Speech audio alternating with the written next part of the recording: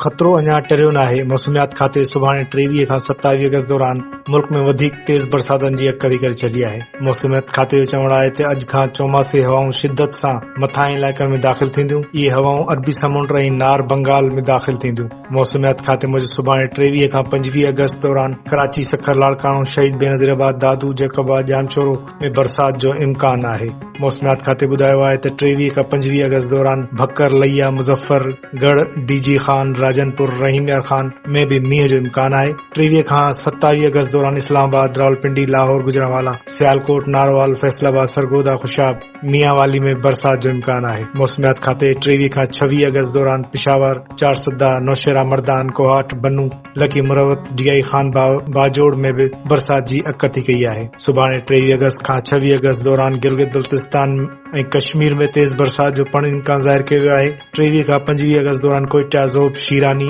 बारखान, खुजदार, किला अब्दुल्ला, किला सैफुल्ला, पंजगोर ऐं केच में भी बरसात जो इम्कान आहे। मौसमियात खाते जो चवणु आहे त रावलपिंडी, लाहौर, गुजरांवाला, सियालकोट, नारोवाल, पिशावर, नौशेरा, मर्दान, एबटाबाद, मानसेरा, दीर, गिलगित बल्तिस्तान ऐं कश्मीर में फ्लश फ्लडिंग जो ख़दशो आहे। बरसात सबबि जाबलू इलाइक़नि में लैंड स्लाइडिंग, हेठां इलाइक़ा पाणी हेठि अचण जो पिणु ख़दशो ज़ाहिर कयो वियो आहे।